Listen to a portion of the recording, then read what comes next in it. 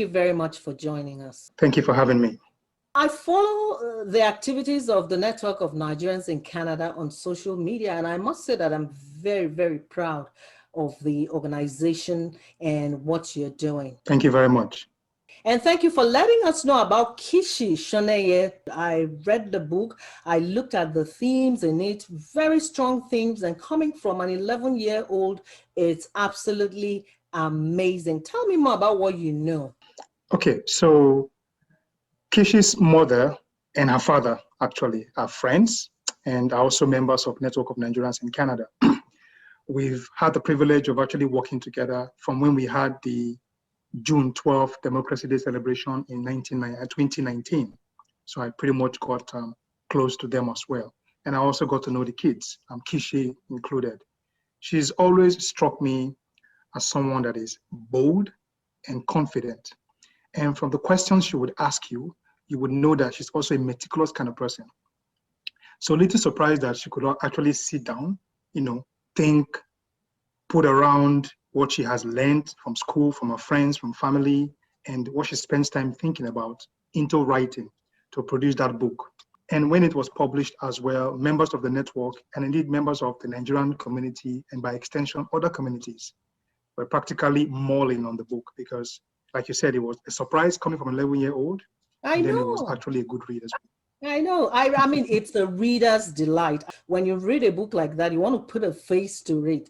And I was not disappointed in the conversation I had with her. And I was more impressed when I listened to her mom. You can tell that they have a firm foundation in the house with children, which is one thing I also want you to talk about. Why is it so important for parents to lay that firm foundation for children?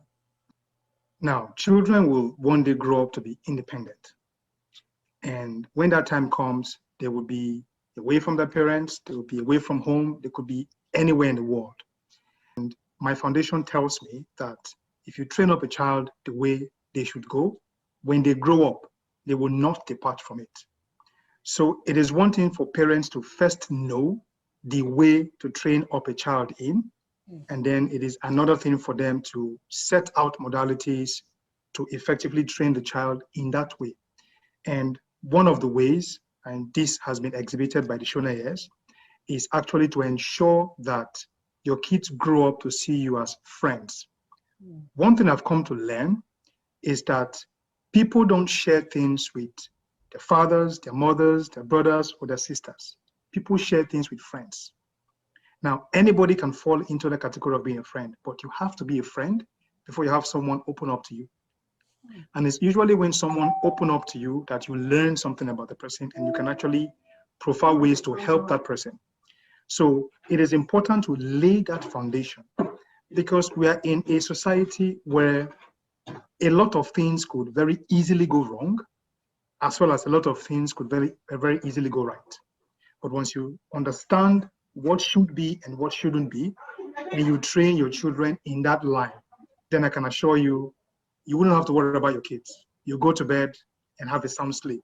You watch them grow and watch them leave your home knowing that they're not going to embarrass the family, they're not going to be failures, but instead they're going to actually grow up to be, worthy members of the society. And NNC pretty much is beginning to have programs that will not only help parents in this regard, but also engage children as well.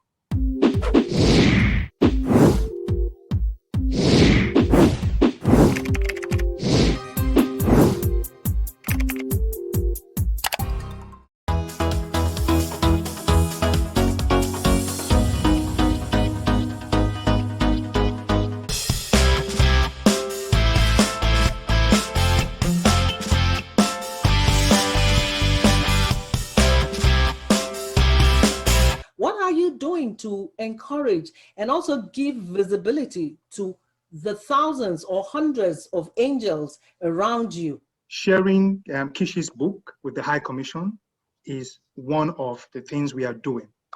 So we realize that sometimes kids can be a handful to be left only for parents. Everybody needs support, everybody needs help. And at the same time, we also found out that children are multi-talented. You push your kids to school and you want them to go study a course, come out, get a job and start working. And you find out that down the line, while they're in school, while they're making friends and developing the extracurricular side of them, they have talent. They have things that they want to do outside the official four walls of a school. So NNC tries to bring out this talent in children, giving them an opportunity to exhibit that. It's something we sat down as part of our strategic plan to do, and it started manifesting from last year when we had our Niger Fest celebration. So part of the celebration was a section for children, and it was a section that gave them an opportunity to showcase any talent they have. It could be talking about fashion, it could be reciting a poem, it could be sharing something from archives, it could be singing, anything at all. And so it could be drawing, painting, or describing something. And we encourage parents to bring out their kids, okay? And it was also an interesting experience because some parents also found out for the first time that their kids had certain talents. And then some children also found out for the first time that they either had to make sure they deal with, public appearances. And then while the others found out that, oh, so I'm actually bold if I'm put on the spotlight. So it was a beautiful experience for everybody. And it's something that we are continuing to do as well. We did that also earlier this year when we celebrated the Easter Fiesta. And we also have another such event coming up once we celebrate the Muslim holidays. So specifically, we're supporting parents to get their children to not only be proud of the talents they have, but to showcase the talent, get used to the talent, and see how going down the line, they can convert talent to treasure, using it to affect the communities that they live in positively.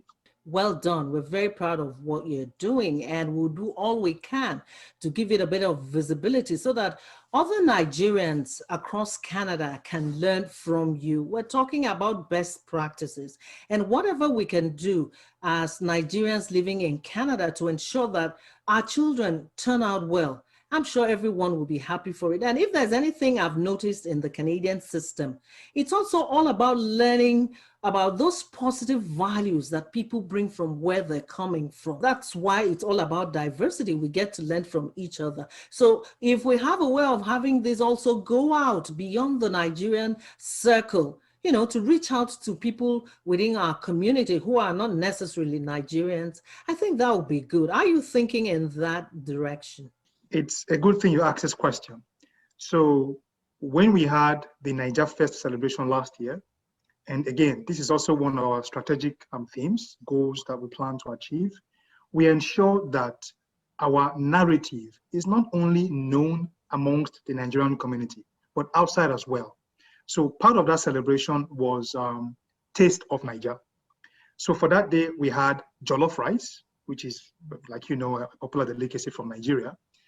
And we had it go around to selected non-Nigerians in a particular city, just so that they could taste of it, share what they think and what they feel, and also say some words about it. And this was done over a one-day period. We went to non-Nigerians in the banking industry. We went to one of the offices and everybody was excited. Banking service was almost disrupted that day because they were so excited. Some have never heard of jollof rice or seen jollof rice, but they loved the way it tasted. And so some asked questions. What is this meal? Tell us more about the Nigerian community. Tell us more about NNC. And so it changed the perspective. And one of the things NNC strives to achieve is to change the narrative of the Nigerian community in Canada. So by introducing our core delicacy to them, they saw a different side of Nigeria. Oh, okay. These people actually have an interesting meal. It was shared amongst different people, and they had wonderful things to say. As a matter of fact, we made a video of it, and you can check that out on our YouTube page. Excellent. So that is one of the things we are doing to ensure that whatever we are doing is not only experienced by the Nigerian community, but also the general community at large, because Canada is one of the most diverse nations of the world. And so it makes sense that any organization that is organizing something for one community should think in the lines of being community-centric, such that other communities as well would not only know of, but also benefit from whatever programs that they have. So NNC have started in that line, and we intend to continue and intensify efforts. in that line as well. I'm glad to hear that. So let me also dwell a little bit more on Nigerians, because if there's anything I've noticed over the years here dealing with Nigerians, when you talk about any association that is a Nigerian association, people are so quick to say, oh, no, I don't want to have anything to do with anything Nigerian. Do you experience that? And if yes, how do you intend to change that? Every community has got a certain narrative. I call them the good, the bad, the ugly. Nigeria is not any different. People have different experiences, and it's also a function of what they've heard, what they've learned personally, of what they've seen. I've actually had people tell me things like, oh, Nigeria, I've been there before. I went to Lagos, or I went to Kano, or I was in Abuja, and they would have beautiful experiences to share. I've had people tell me things like, oh, I love the way they dress. They've got such colorful attires. Sometimes it's confusing to make a choice. And I've also had people tell me, oh, I heard you guys are really big on fraud. So people have different things they've heard, right? So the onus lies on us to change that narrative by the way we speak about Nigeria, by the way we act, and by the things we do with the people we do them with. So once people begin to see that side of Nigeria, even if they used to have a bad impression, because they are now dealing with Nigerians, and I must add this, for most of those people, they've really never had a feed of Nigerians like this before. You know, the influx of Nigerians to Canada now is now a whole lot. So you have people having more Nigerian friends that they've never had before. So once these people can begin to feel Nigerians a whole lot more in terms of this positive narratives and experiences we share, all that will change. Great. Now you've talked about people who are non-Nigerians. I'm also talking about Nigerians. There are Nigerians in our communities who don't want to identify with any Nigerian organization.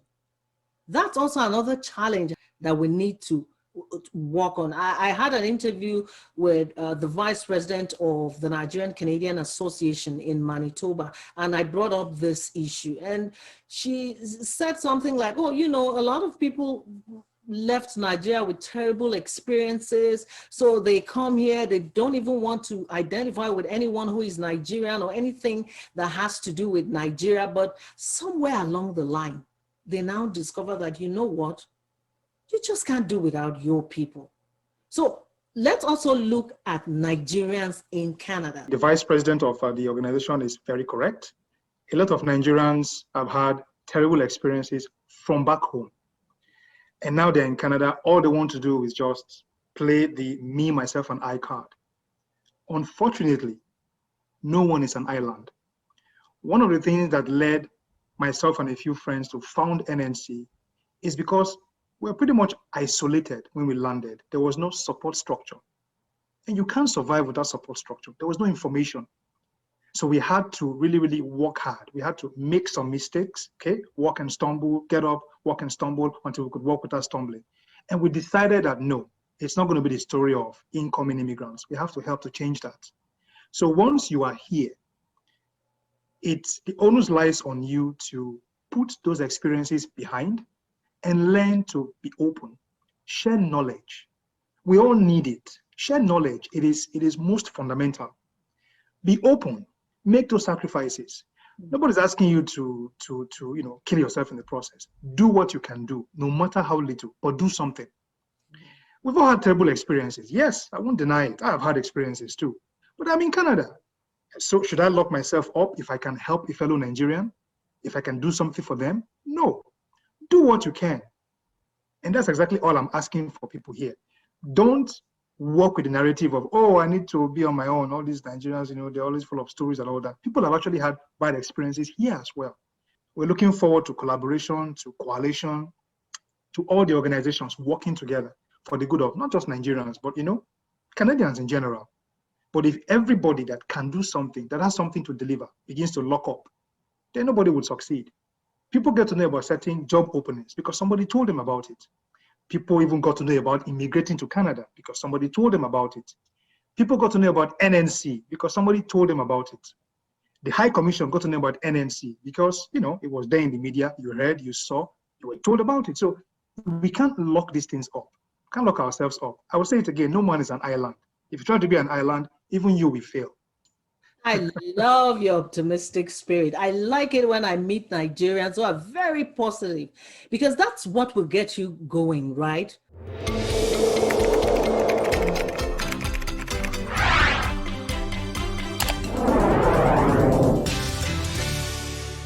I'm happy that you're networking with the Nigeria High Commission, because the High Commissioner spoke about you in glowing terms. He went a step further to even explain to me, this is what these people are doing and all that. And then coming from someone who is at the top, he probably had something to do with the organization, or he has seen the work that you do. So let's talk a little bit before I let you go about your network with the Nigeria High Commission. What do you expect from the Nigeria High Commission in terms of synergy to ensure that you achieve your vision and mission?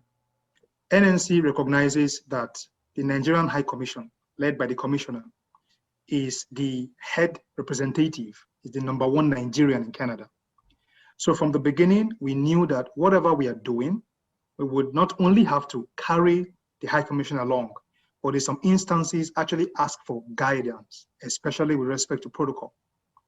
So our first relationship, direct relationship with the High Commission was right around when we had the June 12, 2019 Democracy Day celebration. We got a proclamation from the city of Brampton, and we decided to share that with the High Commission. We knew that this wasn't an honor to NNC. This wasn't an NNC thing. This is what was done to the country Nigeria, and that country has a representative in Canada. And so we informed the High Commission of the event, and after the event, we also informed the High Commission that this has been done, this was given, we would like to formally present it to you, because it's your copy, it's for the country, and you should be the custodian. And so we met for the first time with the High Commissioner. It was a super fruitful meeting, and we're actually supposed to have a follow-up. So the High Commission will be aware about what plans we have, what programs we intend to carry out, and how we can either collaborate or how they can support us. Yeah. Our expectations are also in line with ensuring that whatever needs to be done from the Nigerian country towards us here is actually implemented through the High Commission, because the diaspora is actually becoming a powerful arm. So we want to leverage on that advantage and work positively with the High Commission. Thank you very much for spending time talking to us. This has been very productive. I must say that I'm impressed, and I'll keep a tab on you and the organization.